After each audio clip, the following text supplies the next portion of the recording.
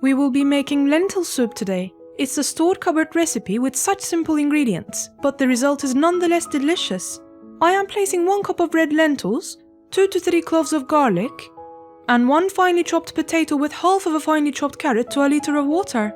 Let's also add 2 tablespoons of olive oil to it. I am leaving the pot partially covered with the lid, as otherwise the soup might boil over.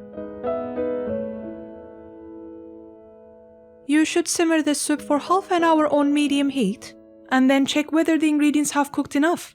If that's the case, then the soup would be ready to be blended.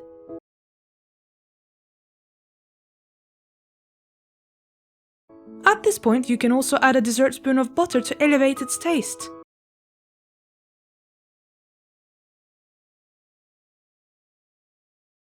Our delicious lentil soup is ready now. I hope you enjoy it. Please do not forget to like and share our videos.